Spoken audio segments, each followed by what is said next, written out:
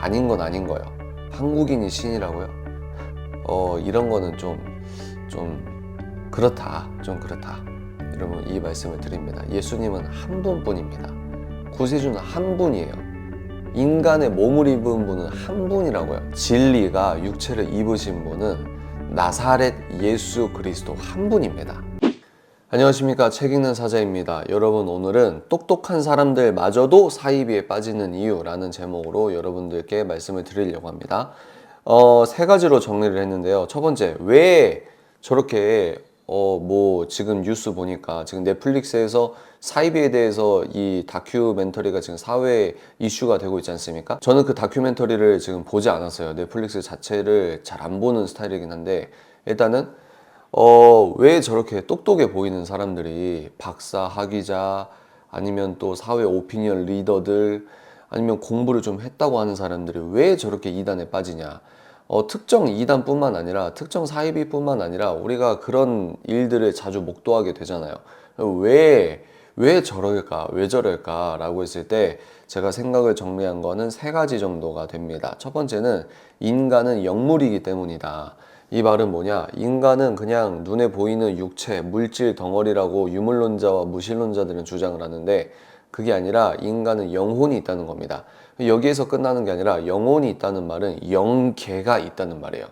영적 질서와 영적 세계가 있다고 하는 겁니다.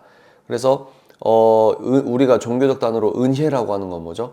나 밖의 에너지, 그러니까 나 밖의 영적인 에너지는 두 종류, 두 진영에서 흐르는 에너지, 두 종류에서 공급받는 에너지가 있다고 생각합니다. 공급받는이라고 하면 약간 신학적으로 문제가 있을 수 있으니까 여러분들이 문맥적으로 잘 그냥 이해해 주시길 바래요. 하나님 편에서 우리를 돕기 위해 나오는 어떤 영적인 흐름과 영적인 외부적 에너지를 은혜라고 한다면, 사단에 실제하잖아요. 사단도 실제하고 영원한 죽음이라고 하는, 사단이라고 하는, 그리고 사단의 계략과 책략이라고 하는 이런 것들도 존재를 한다고 하면, 인간에게 사단적 에너지를 준다고 하는 걸 이제 저는 미혹, 유혹 이렇게 생각을 하고 이해를 하고 있는 부분이거든요.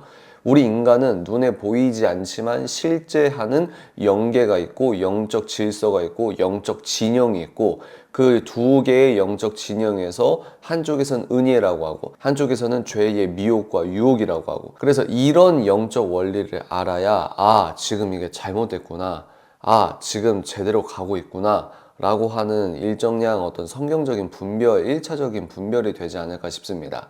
그래서 지금은 현대인들이 무신론과 유물론 프레임에서, 진화론 프레임에서 인간의 생각은 그냥 뉴런의 전기신호의 반응일 뿐이야, 그 어떤 가치와 의미도 없어 라고 생각하는 어떤 종교성이 짙은 하나의 세계관을 믿고 있는데, 그게 아니고 왜 저렇게 잘 배운 사람들이 저러고 있냐. 인간은 육체뿐만 아니라 영혼이 있는 존재고, 우리의 눈에 보이지 않지만 영적인 실제, 영적인 질서, 영적인 존재가 존재하기 때문이다. 그리고 인간은 그 영적 존재에 영향을 받는 존재이기 때문이다. 이런 말씀을 드립니다. 그리고 두 번째, 왜 이 똑똑해 보이는 사람들이 이단 사이비에 빠지냐? 두 번째 이유는 인간은 연약하기 때문이라고 생각합니다. 그래서 이 인터뷰 하는 것들 보면은 이단에 많이 빠지는 사람들이 인간관계 때문에 거기에서 나올 수가 없다, 이런 내용도 많이 이야기하시잖아요. 그리고 그 이단 쪽이나 사이비에서 포섭하고 포교를 할 때 보면은 이 사람이 외롭고, 그리고 한창 팬데믹 터졌을 때 신천지 이슈가 있었을 때 그런 얘기 있잖아요. 2030 중에 어마무시한 이 청년들이 신천지에 빠지고 있다. 그러면 이 청년들이 왜 빠지냐는 거예요. 학교에선 진화론 배우고 학교에서는 무신론 세계관을 배우는데 왜 거기 가가지고 무릎 꿇고 예배를 드리고 있냐는 거죠. 여러 이유가 있지만 사람들이 사회적 존재잖아요. 하나님께서는 인간을 창조하실 때 이 일종의 이중성이라고 생각합니다. 이중적 존재죠. 개인적인 존재이면서도 사회적 존재죠. 그래서 우리는 개인주의가 창궐하면 창궐할수록 사회성, 공동체성, 내가 어디에 속하고 싶어 하는 그 마음이 있다고 생각합니다. 이 잘못된 이 종교 집단은 그 사람이 갖고 있는 연약함, 특히 공허함, 외로움이라는 것을 아주 악용한다고 생각해요. 그래서 너무 잘해주니까 이렇게 거절할 수 없는, 한국은 특별히 또 그런 어떤 정서가 있잖아요. 하다가 발을 담그게 되는 겁니다. 그래서 나중에 내가 아니라고 생각을 할지라도 거기 관계와 거기에 공동체성 때문에 못 빠져나오고, 여기에서 시간이 흐르다 보면 이제 자기 합리화가 진행되는 부분이 있을 거 아닙니까? 그래서 그런 것은 아니겠는가라는 생각을 하고 있습니다. 여러분, 제가 이단 뭐 연구를 하거나 전문가는 아닙니다. 그냥 한 명의 청년으로서 생각하는 거니까요. 그리고 마지막 세 번째는 인간은 무지하기 때문이다. 그래서 소위 말해서 우리 사람들이 쌓는 지식 체계와 제가 영계가 존재한다고 했잖아요.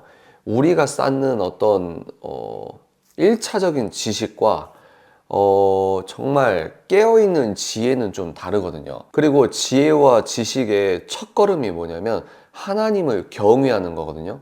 그 하나님은 누구십니까? 성삼위 하나님이란 말이에요. 근데 인간은 무지하기 때문에 여기에 빠져버린다. 근데 여기에서 저는 하나 더 말씀드리고 싶습니다.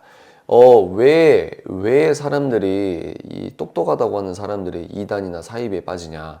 뭐, 과천이 신천지의 성지다. 뭐, 이런 얘기 있잖아요. 그런 거에 도대체 왜 빠질까? 이 전 세계에 본인이 예수라고, 본인이 신이라고 주장하는 과반 이상이 한국인이라고 하지 않습니까? 그러니까, 인간이 갖고 있는 종교성, 영적인 존재이기 때문에 종교성이 있는 부분이라서 미혹에 빠질 수는 있겠다. 뭐, 이렇게 생각을 할지라도 좀 너무하잖아요.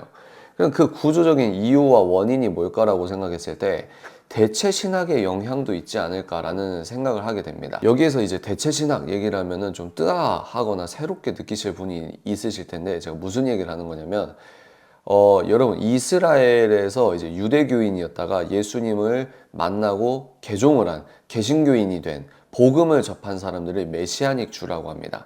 그럼 메시아닉 주 커뮤니티에 가보거나 예배를 함께 드리거나 이러면 느끼는 바가 있어요. 그러니까 한국에서 서양 위주의 이런 신앙생활을 하고 있다가 그분들을 만나다 보면은 이게 좀 열리는 부분이 있거든요. 그러면 우리가 그쪽으로 다 가야 되냐, 이스라엘에 쏠려야 되냐, 그 얘기를 하는 게 아니고 무슨 얘기를 하는 거냐면 우리는 죽었다 깨어나도 존재 자체가 이방인으로서 복음을 접했다는 겁니다.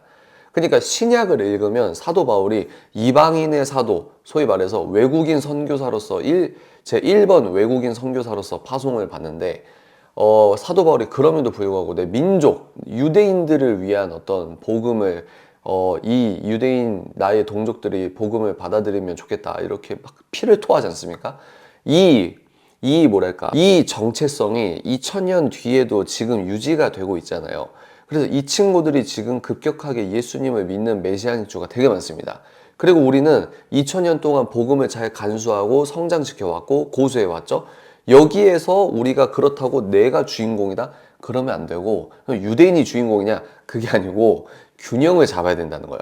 그 대체 신학이 뭡니까? 모든 게 여기에서 이스라엘이라고 한 건 모든 게 영적인 이스라엘이고 지금 이건 우리의 상황이야. 이런 식으로 가는 거잖아요. 제가 더 공부해보고 말씀을 드릴 텐데 일단은 제가 얘기하려고 하는 게 신학적 논쟁을 불러일으키는 게 아니고 왜 한국 사람들이, 저 똑똑하다는 사람들이 이단에 빠지냐, 자기를 예수라고 하냐라고 생각할 때는 성경 이야기를 대체 신학적으로 받아들이는 것 때문은 아닐까. 물론 미국에선 통일교 이단에 빠진 외국인들도 많아요.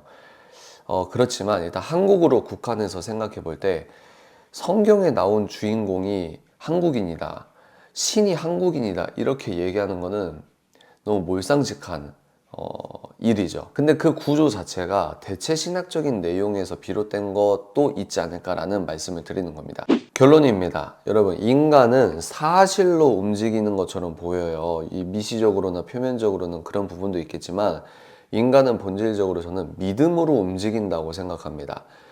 이단을 포함해서 세계관 3개 정도를 소개하면 기독교 세계관은 뭐죠? 2000년 전에 팔레스타인 지역에서 태어난 시골 청년이 너의 메시아라고, 그 2000년 전 이 팔레스타인 중동의 어떤 시골 남자가 너의 죄를 사했다고, 이거를 믿는 세계관이 있고, 또 이단 사이비는 뭡니까? 그 메시아가 한국인이라고? 신이 한국인이라고? 이런 거잖아요. 그리고 또 이제 무신론 세계관은 뭡니까? 아메바가 너가 된 거야. 근데 그 아메바가 왜 만들어졌는지 우주는 무에서 유가 나왔다고 하면은 무에서 유가 왜 나왔는지, 무에서 유가 나올 수 있는지 이런 거에 대해서는 깊이 생각을 거의 안 합니다, 사람들이. 근데 이런 걸 다 차치하더라도 오랜 시간 동안 기가 막힌 우연으로 아메바가 네가 됐어 라고 하는 내용을 믿거나, 그러니까 우리는 이 세계관이건 이 세계관이건 이 세계관이건 다 믿음이 필요하다는 거죠. 근데 기독교 세계관을 저는 진리라고 믿습니다. 이 기독교 세계관, 그리고 올바른 복음을 소유할 수 있는 건 내 자의적인 믿음이 아니라 전적인 성삼위 하나님께서 베풀어 주신 은혜 때문에 우리가 이 바른 신앙관을 유지할 수 있다고 생각합니다. 고수할 수 있고 만날 수 있다고 생각합니다. 여러분, 한국의 복음화가 시작됐을 때 맨 처음에 장로교 선교사님, 감리교 선교사님이 와서 다행이지, 맨 처음에 이단 사이비 선교사가 왔다고 하면 우리 입장에서는 바른 신앙관을 갖고 있는 교단이 이단인처럼 여길 수도 있는 거잖아요. 그러니까 이런 것들이 한국의 어떤 하나님의 1차적인 은혜가 아닐까. 그래서 우리는 하나님께서 주신 이 거룩한 믿음을 견지하기 위해서 공부해야 된다. 바른 내용들을 공부하는 게 중요합니다. 그냥 덮고 나서 감정적으로 끌리니까 오, 성령께서 역사하셨어, 이런 신앙으로 여러분 신앙생활 하시면 안 됩니다. 안 되고 위험해요. 그리고 우리는 무신론과 유물론이 이단이 아니라고 생각을 하잖아요. 종교성이 없는 그냥 학술책이라고 생각하는데, 무신론과 유물론은 제가 봤을 땐 이것도 종교입니다. 종교. 그러니까 내 아들 딸들이 이단 사이비에 가는 것도 슬픈 거고, 내 아들 딸들이 대학교에서 이런 종교적인 세계관, 반성경적인 세계관을 받아들이는 믿음으로 경도돼서 적이 신도가 됐다? 이것도 문제가 되는 부분이 아닌가. 그래서 만약 이 영상을 기독교인 분들이 보시면, 아, 내가 좋은 믿음을 잘 간직할 수 있게 주께서 은혜 내려주심이 감사하다. 플러스 올바른 교리적인 운동장 안에서 여러분들이 필요한 공부를 하셔야 된다, 이 말씀을 드리고, 근데 그 공부는 여러분 검증된 출판사에서 책을 읽으시거나 교회에서 하세요. 교회 밖에서 하지 마시고. 그리고 만약에 이 영상을 지금 이단에 빠져 있지만 내가 본능적으로 이게 이단인 거 알아, 이런 분들은 본인을 마주할 용기, 그리고 내가 틀렸음을 인정할 수 있는 용기, 은혜죠, 일종의. 그리고 거기를 자발적으로 스스로 나올 수 있는 용기, 은혜가 있기를 진심으로 응원을 하는 바입니다. 아닌 건 아닌 거예요. 한국인이 신이라고요? 이런 거는 좀 그렇다. 좀 그렇다. 여러분, 이 말씀을 드립니다. 예수님은 한 분뿐입니다. 구세주는 한 분이에요. 인간의 몸을 입은 분은 한 분이라고요. 진리가 육체를 입으신 분은 나사렛 예수 그리스도 한 분입니다. 우리가 이 절대 진리를 놓치지 않았으면 좋겠습니다. 오늘 여기까지 하도록 하겠습니다. 감사합니다. 뿅!